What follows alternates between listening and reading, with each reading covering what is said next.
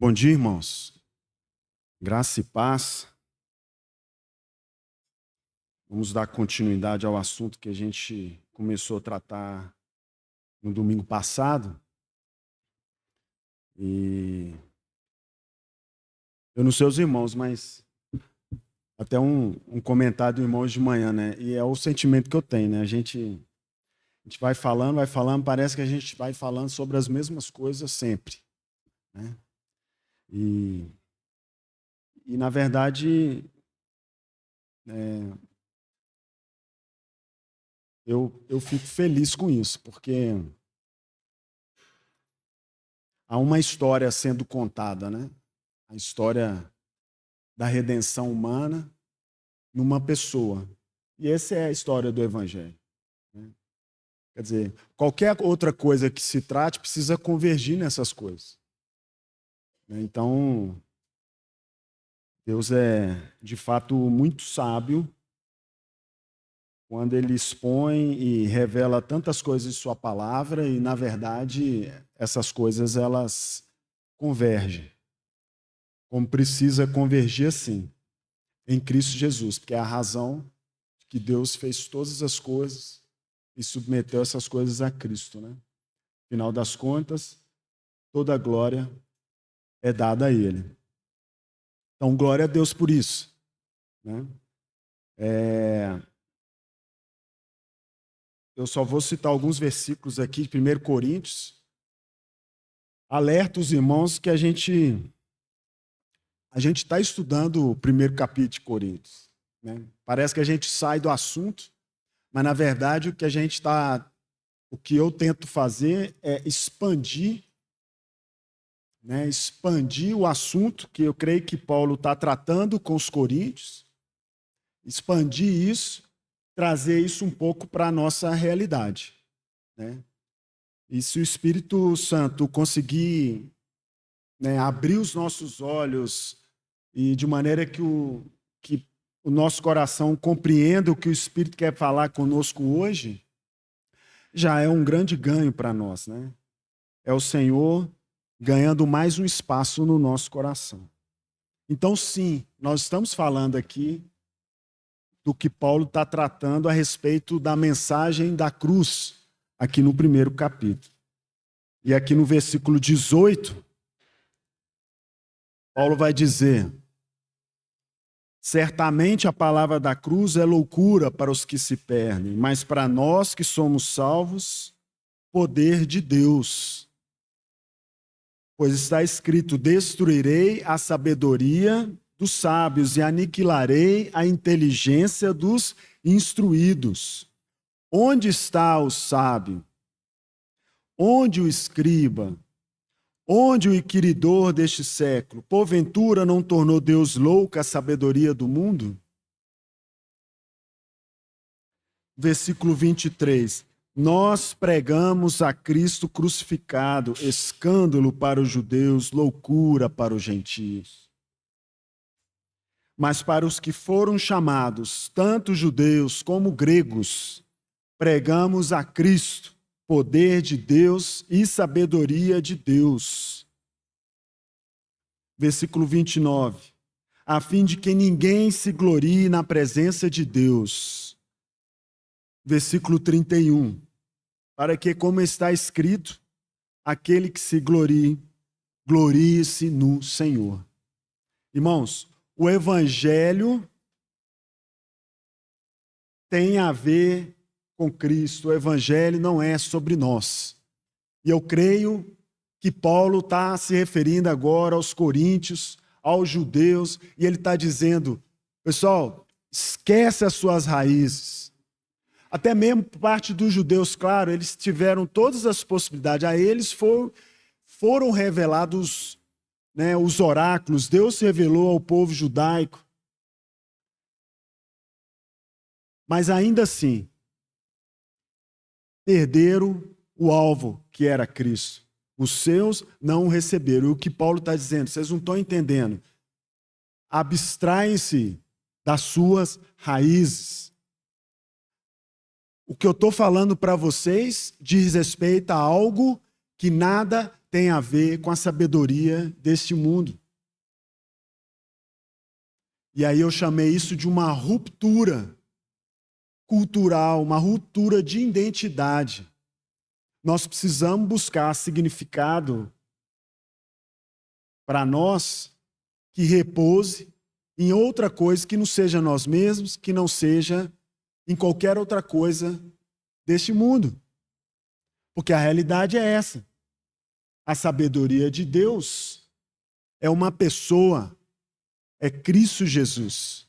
E aí tem toda uma consequência, todo um chamado de vida a partir disso.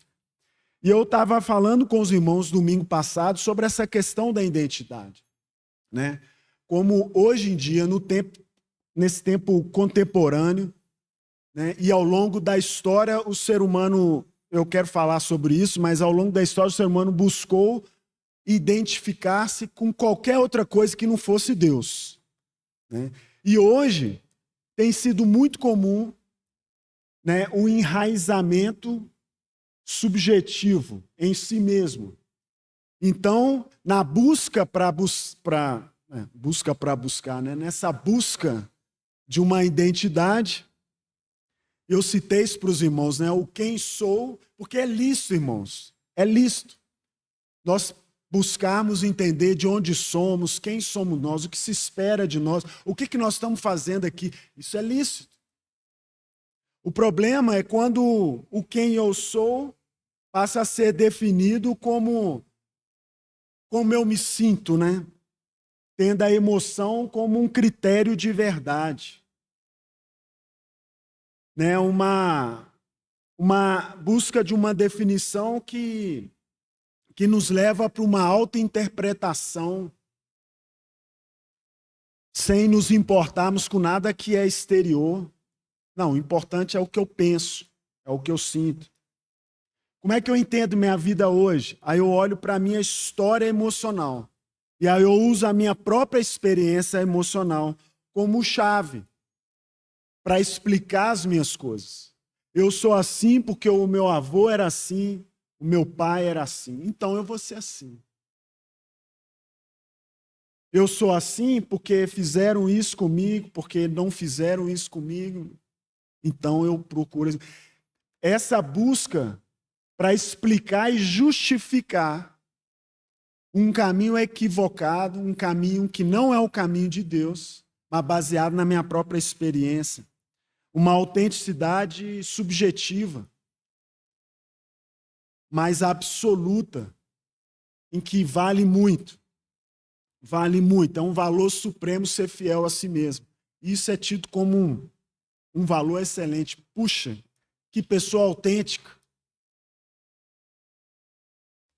E aí eu citei esse termo, né, sobre identidade psicologizada. E aí o que eu abro um parênteses, eu não estou falando nada de psicologia não, viu Daniel? Não estou falando nada de psicologia. Estou falando de uma identidade baseada na psique humana, né? E aí essa busca nossa, né, para que buscar uma definição baseado no nosso próprio interior. E é interessante, eu nem entrei muito em detalhe, mas eu li para os irmãos aqui, porque eu anotei aqui, senão eu esqueço, mas essa ideia do pecado que virando como se fosse uma disfunção. Daí o pecado, ao invés de nos levar para um arrependimento, a gente busca, talvez, uma cura. Um tratamento medicamentoso, um tratamento terapêutico, busca alguma forma de justificar isso. Isso pode nos levar, ao invés de uma conversão, nos leva para uma autoaceitação. Não, agora eu não sofro mais com o meu pecado, porque eu me aceito agora, eu sou assim, então é isso. Então é isso. E aí a verdade vira simplesmente uma experiência pessoal. Ah, pode não ser bom para o Eric, mas para mim funciona. Para mim funciona. E quando a gente traz isso para um contexto de igreja, isso vira uma loucura, né? E eu mencionei algumas coisas nesse sentido. Mas essa lógica da cultura, da autenticidade, né? Dessa identidade psicologizada, voltado para si. Isso afetou e afeta todo o tecido social, incluindo a igreja. Irmãos, há 50 anos atrás, eu já estava vivo, estranho falar isso, mas há 50 anos atrás, se alguém virasse e falasse assim, eu sou um homem que nasceu no corpo de uma mulher, ou o contrário. Há 50 anos atrás, a gente escutasse uma expressão assim, a gente estranharia muito. E muito provavelmente, nós recomendaríamos, aí sim, um tratamento psicológico, uma maneira de se adaptar à sua emoção, à realidade que se impõe. Né? Mas hoje essas coisas se inverteram. E eu estou citando um exemplo de algo que se tornou corriqueiro hoje em dia e se tornou o padrão de pensamento, mas que bebe profundamente dessa ideia da identidade subjetiva, uma identidade que se liga ao interior, naquilo que eu quero, naquilo que eu penso sobre mim. E esse conceito, ele se expandiu, então afetou nossas famílias, relacionamentos de homens e mulheres, funções de homens e mulheres, tudo afetado por essa questão da identidade. Múltiplas estruturas familiares, porque agora tem família para todo gosto. Família para todo pensamento interno. Isso é tão cruel hoje, porque isso que eu estou falando aqui, vai gravando lá. Eu não sei se eu poderia dizer graças a Deus, mas quase ninguém vê mesmo, só a gente aqui mesmo. Mas se esse negócio viraliza, certamente ia cair no colo de algum promotor e haver uma citação judicial para ter que se explicar processo, porque isso acontece com quem tem um alcance maior nas redes sociais, o que é impressionante, né? Mas esse conceito foi entrando na sociedade e entrou de maneira que isso atingiu as ordens políticas, ideológicas, né? A ordem judiciária, impressionante, né? E nós temos visto judiciários que se movem por suas próprias emoções, tornando as leis até irrelevantes. Importante é o que eu penso, né? É o que se chama de democracia relativizada, né? Mas não é disso que eu estou falando, irmãos. O que eu estou dizendo é que isso é uma consequência desses pensamentos. Quando nós perdemos a nossa referência no absoluto, e obviamente o absoluto que eu quero dizer aqui é Deus, vale qualquer coisa. Vale qualquer coisa. Então, esse tipo de coisa atingiu um estado na nossa sociedade que ela existe então uma validação. Há uma validação desse pensamento. E isso é terrível, porque isso provoca até uma infantilização da sociedade. Um esgarçamento social. Eu queria achar uma outra palavra, mas é como um tecido que você puxa, ele sai rasgando, assim, sai. E aí nós pensamos assim, ainda bem que isso não acontece conosco. Isso nos atinge. É um estado como que Provérbios 30, ali quando vai falar da sanguessuga, que tinha 2 filhas, dá. E aí ele vai citando como a sepultura que nunca se farta. A terra, quando cai água, nunca se farta. O fogo, como queima, nunca se farta. E aí está o mundo alimentando de si mesmo, construindo uma coisa para si mesmo, e nunca se farta. Porque não há satisfação plena em nós mesmos. O mundo já passou ao longo da era, desde que entrou o pecado no mundo, várias tentativas, ou absolutos externos, que não é Deus, e agora vive essa experiência do interior, tentando expressar tudo que tem de ruim dentro de si. Mas isso também não traz satisfação. E essa busca por essa identidade subjetiva. Tem um irmão, Timothy Keller, ele fez um resumo. E ele caracteriza essa busca, e eu quis colocar isso aqui, já preocupado com o tempo. Mas ele cita 4 características, né, para essa busca. Porque se isso é uma realidade no mundo, irmãos, mas pelo fato disso atingir a igreja, relativizando doutrinas, relativizando a palavra do Senhor, vamos entender isso. Nós estamos nesse barco aí, irmãos. Vamos abrir os nossos olhos, porque isso é alerta para nós. Então ele vai dizer uma primeira característica, que essa busca contemporânea ela é incoerente. Por quê? Porque nós temos desejos profundos que são contraditórios.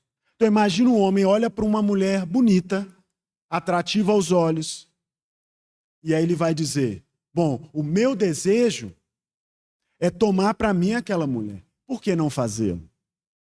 Por que não? É o que eu quero. E é genuíno. É o amor. É genuíno. Então por que não fazer isso? Certo? Por outro lado, vem outros desejos. Mas puxa vida, ela é casada. Mas puxa vida, eu sou casado. Mas e os filhos? Mas e isso? E aquilo? E aí vem aquelas contradições. Qual o sentimento que vai vencer isso aí? Há muita incoerência. Há muita incoerência. Então a gente olha para as outras coisas da sociedade. Então a gente vê pessoas, por exemplo, que se levantam pelas ruas para fazer um protesto por causa da morte cruel de um cachorro. E é cruel mesmo. Se fosse meu filho envolvido nisso, eu desci o cacete nele. Corta isso aí. Mas você vê as pessoas se levantando e falando, não, vamos até baixar a idade desse pessoal aí, desses meninos que fizeram isso e tal, e essa confusão.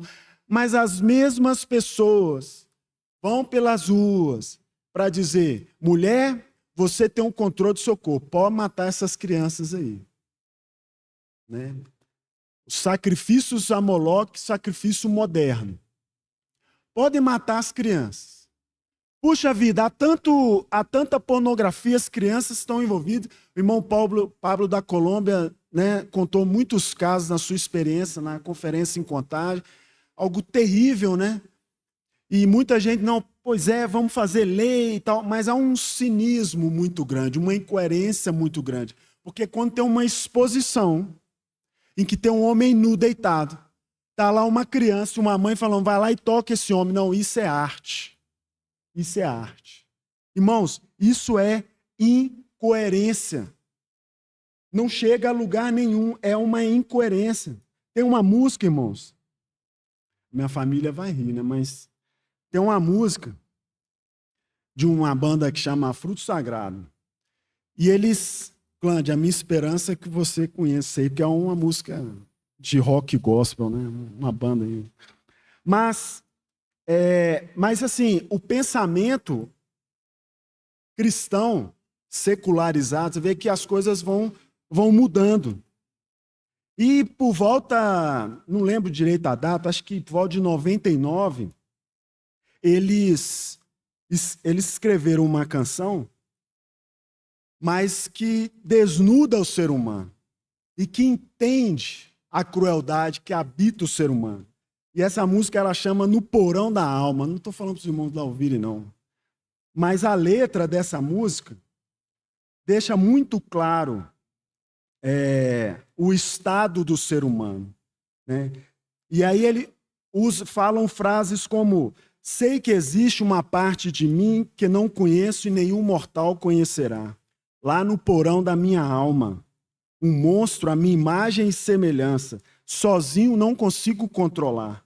Correr daqui, correr para lá, é querer se enganar. Na hora que a gente dá bobeira, muito poético, o pitbull sai da coleira e começa a detonar. E aí ele vai, o escritor ele vai desenhando essa realidade cruel. Habita um pesadelo, desespero, um monstro dentro de mim que me assola o dia inteiro contra meu inimigo interior. Medo, terror, atitude distorcida atrás atrás da hipocrisia.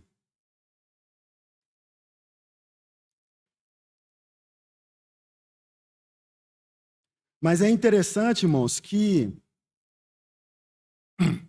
isso aqui é baseado que Paulo fala lá em Romanos 7, que Paulo também desnuda a sua situação como ser humano, e aqui eles vão falar, o que eu quero fazer eu não faço, o que eu faço não é o que eu quero fazer.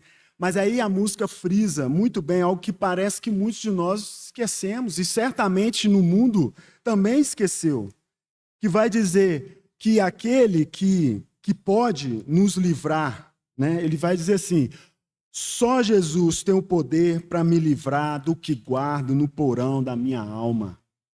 Meu irmão, o que está no porão da nossa alma não é para nós expressarmos, é para ser destruído na cruz de Cristo. O que está no porão da nossa alma é velho homem, é para ficar lá.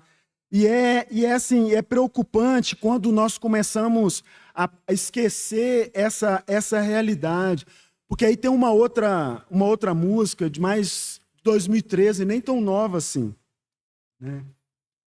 E é uma música que eu acho que expressa um pouco a realidade cristã do nosso tempo, cristã secularizada. Então vai dizer coisas como, a música chama Raridade. Não consigo ir além do teu olhar, tudo que eu consigo é imaginar a riqueza que existe dentro de você. Eu pensei, será que está falando de Cristo? Mas não é não. Está falando de uma pessoa. Está falando de mim, de você. E aí ele vai falar, a riqueza que existe dentro de você, o ouro que eu consigo só admirar, mas te olhando eu posso a Deus adorar. Sua alma é o bem que nunca envelhecerá. O pecado não consegue esconder a marca de Jesus que existe em você. E aí ele vai falando. Coisas do tipo, você é precioso, mais raro que o ouro puro, o ouro de Ofir. Se você não desistiu, Deus não vai desistir. Mas te olhando, eu posso a Deus adorar. Sua raridade não está naquilo que você possui, que você sabe fazer. Isso é um mistério. E aqui vem a expressão que mais me preocupa. Você é um espelho que reflete a imagem do Senhor. Não chore se o mundo ainda não notou. Já é o bastante Deus reconhecer o seu valor. Você é precioso, mais raro que o ouro de Ofir, etc, etc, etc. E aí não é que nós não encontramos verdades aqui, mas a questão é tornar a realidade humana, o que está lá no porão, como se tivesse salvação. Quando é que o Senhor, ao nos salvar, Ele nos salvou por algum valor que existe em nós, irmãos? Isso para nós é uma armadilha. Para nós é uma armadilha. Porque aí nós começamos a relativizar as coisas. O nosso pecado. A quando sofremos, nós então nos vitimizamos. E aí é como se o Senhor estivesse falando, não, você tem muito valor. Qual o valor que nós temos, irmãos? O valor que nós temos tem nome. Para os que creem, o valor que nós temos é uma pessoa. É o Senhor Jesus. Esse é o valor que nós temos. E aí, quando eu olho para uma outra canção, já de 1985, também já era uma adolescente. Os irmãos conhecem, principalmente os mais velhos, o Montoninho certamente. Espinhos, do grupo Logos. Você vê que é uma canção que também vai falar de sofrimento, também vai falar de tristezas, de desafios nessa vida, mas é muito diferente de como que trata essas coisas. Eu sei, eu abri um longo parênteses, mas eu achei isso muito importante. E aí o autor da canção, ele vai dizer, Senhor Jesus, eu não entendo o espinho, mas se a cruz é o fim desse caminho, dá-me mais graça. Por que a gente não entende isso? Nós estamos sofrendo, irmãos. Eu não quero aqui banalizar os nossos sofrimentos. De maneira alguma, eles são reais. Eles são reais. O que eu estou querendo é apontar o caminho para o qual nós devemos seguir com eles. E aqui o escritor vai dizer, olha, não sou maior que o meu Senhor, apenas servo sou. E ele continua, eu não vou ler tudo. Mas ele vai dizer de novo, Senhor Jesus, ainda não entendo o espinho, mas se o mesmo faz parte da tua cruz, eu o aceito, não sou maior que o meu Senhor, apenas servo sou, apenas servo e nada mais. Senhor, se estou por ti sendo provado, eu quero aprovado ser. E agora sei que tens a dizer, e creio nisso também, basta-me a graça. Passa, Senhor, os teus dedos nos meus olhos, limpa as minhas lágrimas. Dá-me mais graça, mano. Faz-me em Cristo outra vez ser mais que vencedor. Porque sim, irmãos, somos mais que vencedores, mas não pelo valor que seja intrínseco a nós, mas é por Ele mesmo. A palavra da cruz se fez carne e habitou entre nós, veio tabernacular conosco. E foi por um caminho de cruz. E ele, venham todos, venham após mim. E é lá na cruz que nós temos que inserir os nossos sofrimentos e tristezas. Mas, irmãos, eu queria dar esse exemplo de como as canções a gente pode enxergar, como que o tempo vai, né, o que foi escrito antes e o que é escrito hoje. Eu sei que há exceções, obviamente, mas mostra essa tendência nossa de passarmos a olhar para nós mesmos, sem perceber a loucura que é, porque há muita incoerência. Fechando esse parênteses, a busca subjetiva, ela é ilusória. Por quê? Porque, embora a gente está tratando de identidade individualista, do que meu eu, mas a gente busca a aprovação dos outros. Então, mesmo nessas tribos mais malucas, com pensamentos mais estranhos, busca a aprovação dos outros. É ilusória. Ninguém vive sozinho nesse mundo. Não vou entrar muito nesse mérito. Mas essa busca também, ela é fragmentadora. Por que ela é fragmentadora? Porque nós valorizando mais os nossos sentimentos, os nossos sonhos, do que os nossos laços sociais. Pensem bem, irmãos, pensem num casamento. Um casamento, para ele prosperar, implica em que homem, mulher, marido, esposa aprendam a abrir mão. Há uma camada de resignação. Um precisa abrir mão de coisas para ganhar outras e vice-versa. Um casamento, ele não sobrevive se duas pessoas estiverem dispostas a somente prosperar aquilo, seus sonhos, seus sentimentos, entrar nesse caminho. Se tiver tudo bem comigo, então é para lá que eu vou. Então está bem para você, não está para mim. É um caminho de separação e divórcio. Então essa busca ela é fragmentadora por causa disso. Eu estou citando um exemplo do casamento. Mas imagine nosso envolvimento de igreja. Se tiramos nossos olhos de Cristo, vai ser a mesma coisa do nosso serviço, dos nossos ministérios. Mudamos o foco. E aí há fragmentação. Ou nas nossas experiências contemporâneas e históricas, a igreja nunca se dividiu. Ou nós não vivemos um estado de divisão. Não é verdade? Fragmentação. Um outro ponto também, esse quarto ponto dessa busca, que ela é massacrante. É uma busca massacrante. Por quê? Porque qualquer senso de identidade que seja calcada, que repouse, que pise, que se sustente em alguma coisa que é criada, está fadada ao desespero. Porque as coisas que foram criadas, elas têm um fim. Ela é finita. Então a razão da sua busca, da busca para se firmar na sua identidade, ela fracassa, porque ela morre.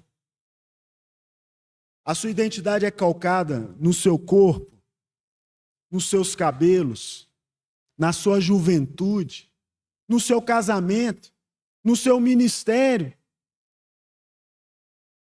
Aonde nós calcamos a nossa identidade? Percebe que há muitas coisas que são lícitas. O problema é a prioridade que nós damos para isso. E aí a realidade cai como uma bigorna, pesada, nos massacra. Não tem jeito, irmãos. Não tem jeito. Irmãos, e a verdade é que nós não somos preparados, né, para isso. Nós não somos preparados para os anos, por exemplo, que nós vamos fazer menos e menos. Eu estou passando da juventude mais jovem para uma juventude mais madura, tenho pensado nisso. Será que nós estamos preparados? Será que eu estou preparado para viver um tempo que eu não serei mais útil? Onde a minha identidade terrena, ela passa a ser irrelevante? Será que nós estamos preparados? Será que eu estou preparado para isso? Eu creio que nós não estamos preparados para isso. E é por isso que a nossa identidade ela precisa estar calcada em Cristo. Porque aí não importa se a nossa identidade terrena ela se esvai. Né? Há um tempo de esvanecimento da nossa identidade terrena. Posso ser um grande gênio da ciência, fiquei velho, tive Alzheimer, os filhos e né, daí a pouco ninguém lembra mais. Somos irrelevantes nesse mundo. Sem Deus, nós somos como que poeira cósmica. Não é verdade? Pobre de nós, se nos pautamos em coisas terrenas. Irmãos, por que que nós nos amamos tanto, irmãos? Por que que nós nos amamos tanto? Não deveríamos nos amar tanto assim. Toda vez que nós nos amamos demais, ao sermos ofendidos, ao sermos contrariados, ao nos frustrarmos, ao termos a nossa face cuspida, escorraçada, nós muitas vezes nós reagimos de uma maneira como se nós tivéssemos alguma importância. Talvez seja porque nós estamos muito presos à nossa própria identidade. Mas o socorro, irmãos, veio a nós. O socorro veio a nós. E como eu gosto de fazer, eu preciso fazer uma viagem histórica, porque não tem nada novo. Não tem nada novo. O Senhor Deus, quando Cristo veio, ele não falou assim, agora nós vamos começar em uma história para tentar corrigir os seres humanos. Vamos dar um caminho de restauração. Não, irmãos, não é bem assim. Lá em Gênesis, capítulo 1, no versículo 26, Deus estabeleceu o seu propósito na criação do homem. Ou o propósito com o homem, né? No versículo 26 vai dizer assim, também disse Deus, façamos o homem à nossa imagem, conforme a nossa semelhança. No versículo 27, criou, pois, Deus o homem à sua imagem, a imagem de Deus o criou. Homem e mulher os criou. Irmãos, percebem que a obviedade do que está acontecendo aqui, Deus criou o homem, Deus criou a mulher, Deus criou o ser humano, e imprimiu nele uma identidade. Deus não falou assim, agora vá aí, caminha e desenvolva para si uma identidade própria. Não, Deus foi lá, criou o homem, imprimiu neles uma identidade. Qual a identidade? Uma identidade divina, semelhante. O propósito de Deus era fazer com que o homem fosse um sacerdote, alguém que desse o testemunho dele mesmo Deus, aqui nessa terra. Então, desde o princípio, Deus desejou gerar em nós uma identidade. Mas aí houve a primeira crise, que desencadeou, né, a crise raiz, a crise primeira. A queda do homem gerou uma crise de identidade, que o homem mesmo nunca pôde reparar. Tem tentado reparar por outros caminhos, mas não consegue restaurar. E é muito interessante. Não é nada novidade, mas olha aqui no capítulo 3. No capítulo 3, no primeiro versículo, está ali a serpente esperta.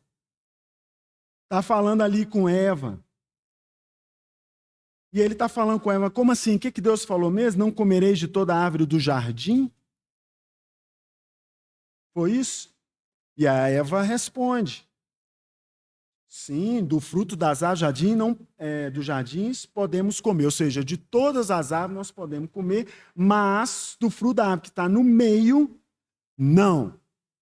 Essa não comam, nem tocareis, para que não morrais. E o que a serpente falou? A serpente falou o primeiro nada a ver da história da humanidade. Primeiro nada a ver. A serpente falou para Eva assim, nada a ver isso que você está falando. Nada a ver. Nada a ver. É certo que não morrereis. É certo que não morrereis. Não é isso que aconteceu, irmãos? É certo que não morrereis. Então ali ocorre uma ruptura. Uma identidade à semelhança de Deus que pautava-se pela obediência do Criador. A serpente vira e fala, nada a ver isso aí. Vendo a mulher que a árvore era boa, no versículo 6, e agradável aos olhos, e a árvore desejável para dar um entendimento. Irmãos, desse ponto em diante, o homem então começa a desenvolver esse espírito de busca por uma identidade própria. Ela viu que a árvore era agradável aos olhos. E aí valeu mais a emoção, valeu mais aquilo que eu queria, valeu mais aquilo que bateu ali dentro. Falou, eu não me importo com o que o Senhor Deus, Criador, aquele que descia no fim da tarde para conversar conosco, para que criou todo esse jardim, aquele que nos criou, aquele que nos deu todas as árvores para nos comer, mas aquele que nos colocou para dominar sobre os animais, sobre toda a vegetação. Ele disse para a gente, não coma daquilo ali, mas ela era agradável aos olhos. Percebem isso, irmãos? Percebe que não tem nada de novo? É tudo fruto desse caminho pecaminoso. O ser humano é o mesmo, nós somos o mesmo Adão e Eva, sempre, sempre. O primeiro nada a ver da história foi a serpente falando, não, o que Deus te falou não tem nada a ver. Importa é aquilo que você deseja. Você não vai morrer, não. Não morreu só Eva, não morreu só Adão, morreu toda a raça humana. Morreu toda a raça humana. Então, a partir daqui, o homem, então, dispara o seu próprio desenvolvimento. E Deus inicia, quando eu digo iniciar, na perspectiva humana, né? Inicia um projeto de redenção humana. Né? Que, como nós já sabemos, e aí nós podemos dar spoiler, né? Romanos 8, 29, Efésios 1, 10, um projeto que converge todas as coisas em Cristo Jesus, que foi aquele capaz de pisar a cabeça da serpente. Não é isso, irmãos? E esse projeto de Deus, ele segue. E essa questão de identidade, o Senhor continua tratando conosco. Então a gente vai lá no capítulo 11 de Gênesis. Muito interessante. Muito interessante. O que está acontecendo aqui? Noé teve 3 filhos, né? Sem, Cão e Jafé. É isso? É. Sem, Cão e Jafé. Existe um Nimrod, uma figura emblemática, que é descendente de Cão. E esse cara se tornou um poderoso aqui nesse tempo. E ele fundou reinos. Um deles, uma cidade chamada Babel, que é a mesma expressão hebraica para Babilônia. Então, todo o princípio babilônico vem disso. E eles fundam essa cidade e outras. E chega num momento aqui, nós conhecemos a história da Torre de Babel, da cidade de Babel, que eles falaram, olha, aqui no versículo 4 do capítulo 11, vinde e edifiquemos para nós uma cidade, uma torre, cujo topo chega até os céus, e tornemos célebre o nosso nome, para que não sejamos espalhados por toda a terra. E é interessante, para tornar o nosso nome célebre. Nome aqui é uma palavra no hebraico que chama, que a gente pode falar, Shem. Shem, que é a mesma palavra do nome Sem, do outro filho de Noé. Sem também é a mesma palavra hebraica, Shem. E esse negócio veio na minha cabeça e falei, esse negócio é muito interessante, porque Deus escolheu a descendência de Shem, de Sem, né, os semitas, que chega até Eber, talvez daí vem o nome dos hebreus, que chega até o pai de Abraão, Naor, não é isso? Naor, Tera e depois Abraão. Então, Naor era avô de Abraão. Então, Deus escolheu a descendência de Shem para exaltar o nome daquele que seria o Salvador. Certo? E aqui está os habitantes de Babel. Olha, vamos construir essa torre e vamos tornar grande o nosso Shem, o nosso nome. Nome aqui não é só o nome de uma pessoa, é uma reputação. É a grandeza do que se é. Shem. E aí eles estão querendo se aproximar de Deus. Quanto mais alta a torre, mais divinos eles se tornam. E é interessante que eles estão tentando chegar até onde Deus está. E Deus olha e Deus vem olhar o que eles estão fazendo. Porque é isso que Deus fez. Não é verdade? É isso que Deus fez. Ele se tornou carne. E ele veio pagar o preço por nós. Com o Senhor, Deus não tem essa ideia de separação. Não, nosso Deus é um Deus que ele é diferente dos conceitos humanos. Então está aqui Babel tentando chegar aos céus e o Senhor desce para ver o que eles estavam fazendo. E o Senhor toma uma atitude. O Senhor os dispersa e torna uma confusão da língua. E isso também é interessante, porque eles falavam a mesma língua.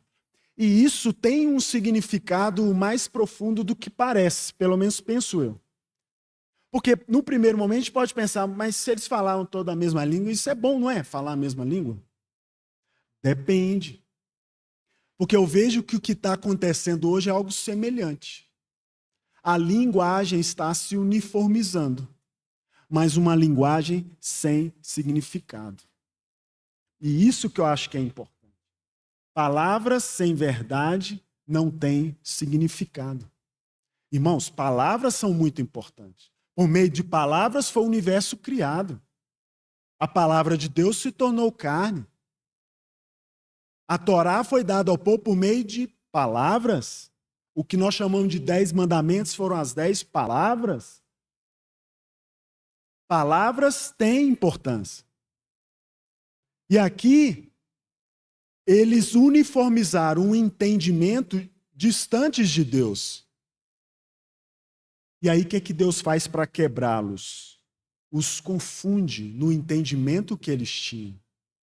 Os confunde e os espalha. Esse era o Shem da Babilônia. O Shem da dispersão, da maldição. E aí Deus, posteriormente, ele então chama um descendente de Sem, não de Cão, que é Abraão. E aí o Senhor Deus começa a tratar tão maravilhosamente, mais especificamente, dessa questão da identidade. Em Gênesis capítulo 12, nós conhecemos isso aqui, né, irmãos? Logo no início. Então, vai dizer, ora, disse o Senhor a Abraão, sai da tua terra e da tua parentela e da casa do teu pai e vai para a terra que eu te mostrarei. Irmãos, onde Abraão habitava? Que terra era essa, se não era Babilônia? Ou nós vivemos em alguma cidade que não seja Babilônia?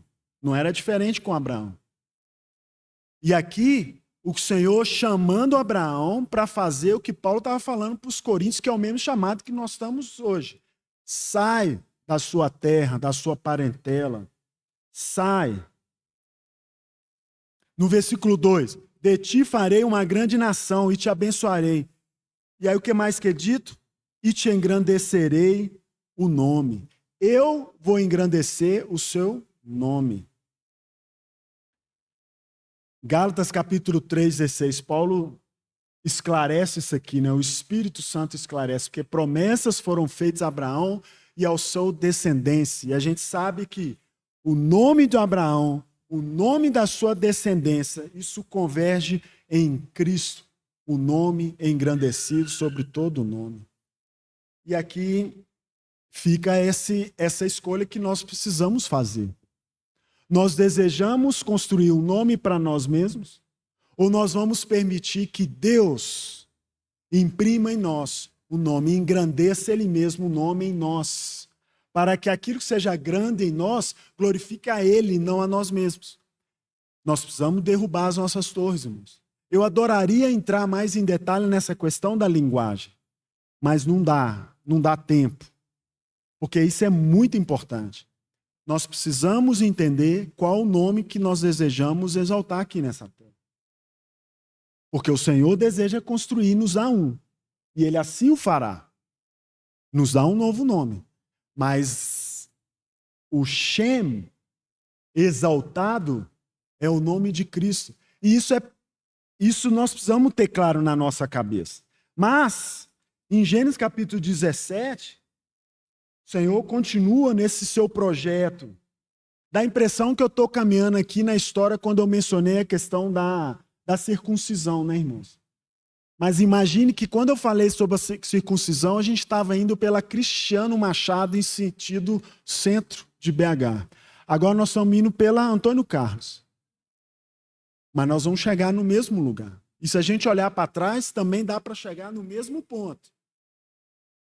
Um projeto iniciado por Deus. Projeto de redenção. Mas aqui, no capítulo 17, Deus ele renova essa aliança que ele estava fazendo com Abraão. E aí, aqui no versículo 11, ele estabelece um sinal físico. Circuncidareis a carne do vosso prepúcio. Será isso por sinal de aliança entre mim e vós.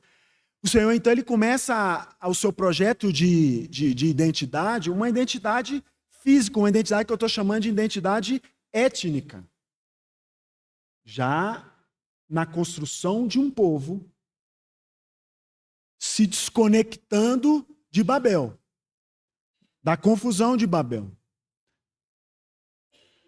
Se desconectando para aquela linguagem e vida comum que eles tinham, mas distantes de Deus. Então agora Deus começa a marcar o seu povo. Identidade étnica. Lá em Êxodo 19, indo um pouco mais para frente,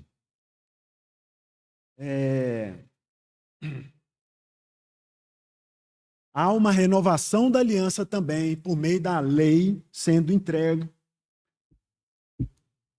E aí aqui no versículo 5, por exemplo, nós vamos ler agora, pois se diligentemente ouvides a minha voz e guardardes a minha aliança, então sereis minha propriedade peculiar dentre todos os povos, porque toda a terra é minha. E o que diz no versículo 6? Vós me sereis reino de sacerdotes e nação santa. São estas palavras que falarás aos filhos de Israel. São essas palavras, está falando aqui de Moisés.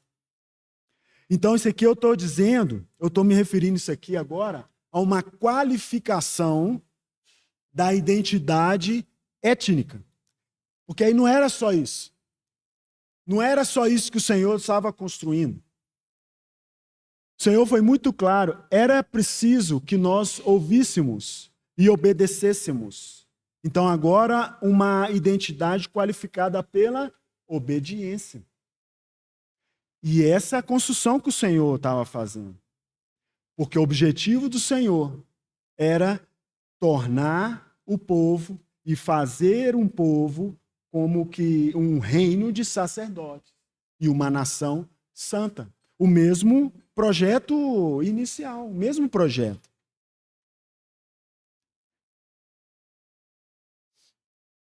E é muito importante entender que isso não é pequeno. Quando a gente olha aqui no versículo 20, por exemplo, no versículo 20 não, no capítulo 20, as 10 palavras comunicadas por Moisés, aqui no segundo mandamento, na minha contagem aqui, o Senhor chama a atenção para o que eu estou chamando aqui de uma identidade representativa. Faz parte desse processo de qualificação. Aqui, então, nesse versículo e nesse mandamento, é dito, nós conhecemos muito bem, não tomarás o quê? O nome do Senhor, teu Deus, em vão, porque o Senhor não terá por inocente o que tomar o seu nome em vão. Que palavra é essa aqui? Shem. Não toma em vão. Irmãos, eu sei que existe um entendimento histórico, até por parte de muito, né, dos estudiosos judaicos, né, que entenderam isso aqui numa literalidade da pronúncia do nome de Deus ser algo que não deveria ser feito, de tão grande que era esse nome, então um nome que exigiria uma reverência, então não se pronuncia. Pode estar relacionado a isso também, eu não creio muito nessa linha, mas o ponto é que eu vejo que a relevância disso aqui é que Deus não se manifestou por meio de imagens construídas por mãos humanas. Deus se manifestou por meio de um testemunho. Não é verdade? Deus estava aqui testemunhando por meio de um povo. E tornar vão o nome de Deus é macular esse testemunho. Então, eu entendo que o Senhor está dizendo o seguinte, olha, vocês precisam dar um testemunho, porque vocês estão me representando. Eu estou imprimindo em vocês a minha identidade ela é santa. Não tomem meu nome em vão, de qualquer maneira. E nós sabemos que isso foi feito muitas vezes assim, de uma maneira recorrente, pelo povo de Israel. E não é diferente no tempo que nós vivemos hoje por nós mesmos. Quando nós lemos, por exemplo, Isaías 42, texto interessante. Isaías 42, 8, que o Senhor vai falar assim: eu sou o Senhor, este é o meu nome, meu Shem. A minha glória, pois, não darei a outra, nem a minha honra às imagens de escultura. Lá em Ezequiel, capítulo 36, no versículo 22, já num período pós-exílico, o profeta vai dizer: dize, portanto, à casa de Israel, assim diz o Senhor Deus, não é por amor de vós que eu faço isto. Está falando de restauração, promessa de restauração. Não é por amor de vós que eu faço isso, ó casa de Israel, mas pelo meu santo nome. Nome esse que vocês profanaram entre as nações para onde fosse. O nome de Deus foi tomado em vão. Representar o mal, foi o nome profanado. Quem tem o nome exaltado e deveria ser o único aqui é Deus. Estão percebendo, irmão, essa importância?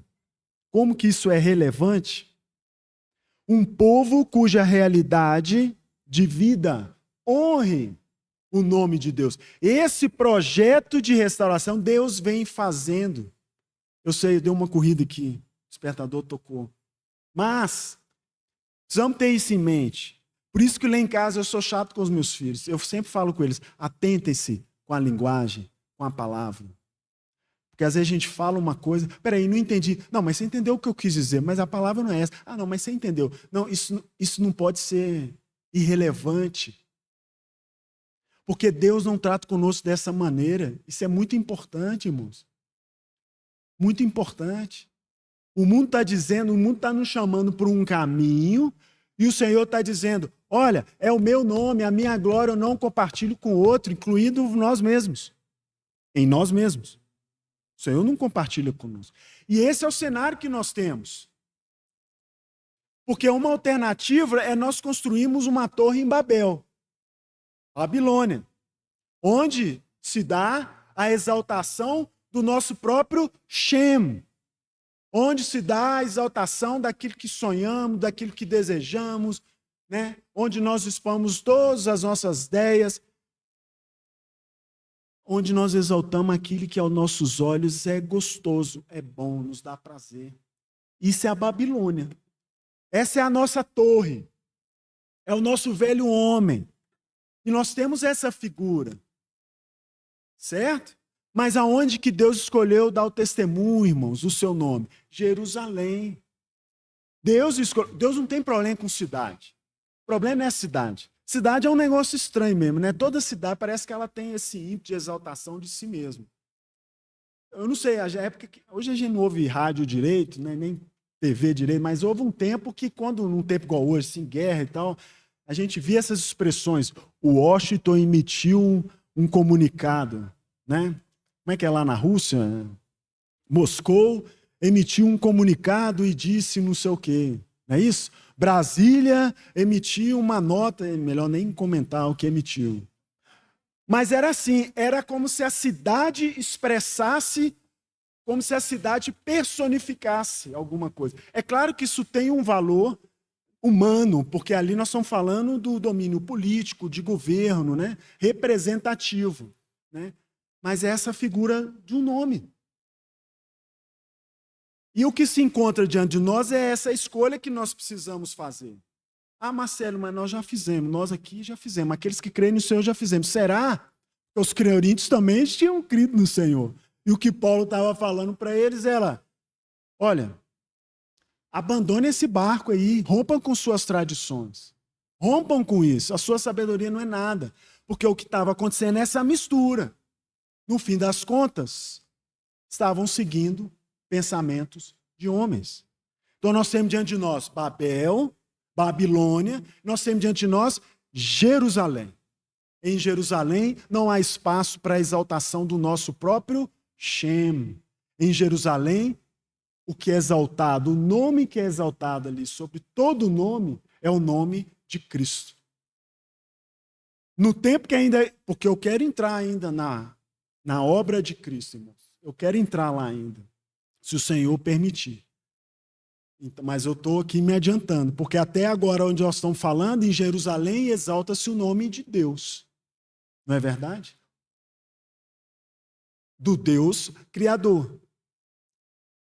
Do Deus que convida Ele mesmo e separa Ele mesmo e que deseja exaltar-nos nele mesmo, e isso se cumpre. Nós não ouvimos isso pela manhã, cheio de spoiler. O papo está dando spoiler desde terça-feira. Não é isso? Porque o Senhor nos convida, irmãos, se nós somos chamados para sacrificar o nosso velho homem na cruz de Cristo, nós também somos chamados para sermos exaltados em Cristo também em ressurreição. Glória a Deus por isso. Glória a Deus por isso. Uma identidade, irmãos, calcada nas palavras desprovidas de verdade é o que acontece na Babilônia.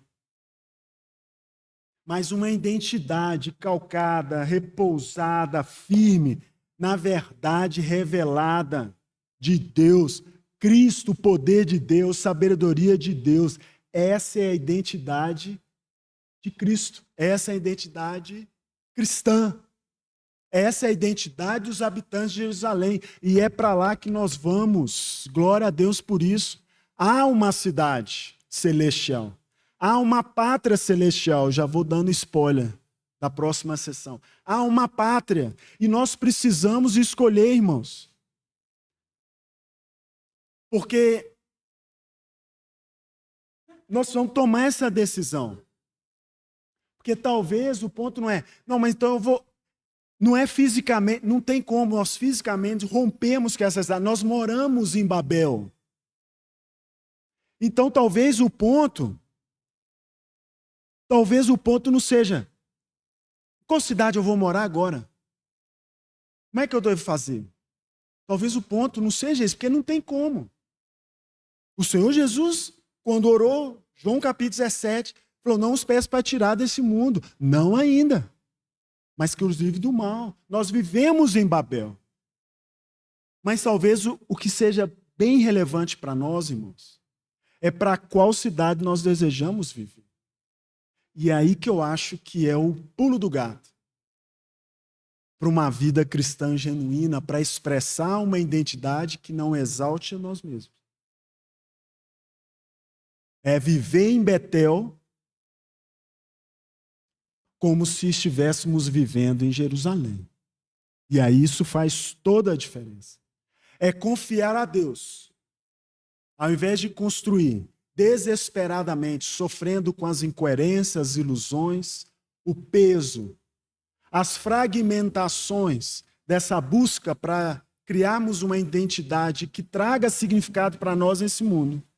É nós confiarmos em Deus, que nos dará, eu falo no tempo, até que nós chegamos, que nos dará e que fará uma identidade em nós, que trará pleno significado.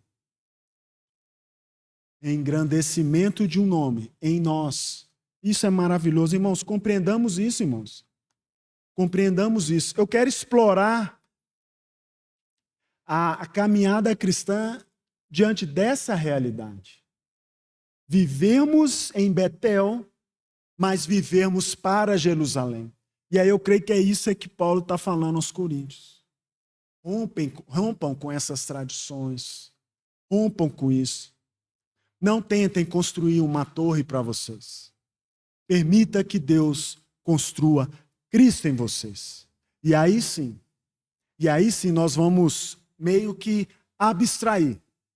Ainda que vivendo aqui, mas vivendo para Cristo. Nós estamos vivendo em Jerusalém e honrando o nome de Cristo, honrando o nome de Deus. Amém, irmãos? Eu vou parar por aqui. Sim?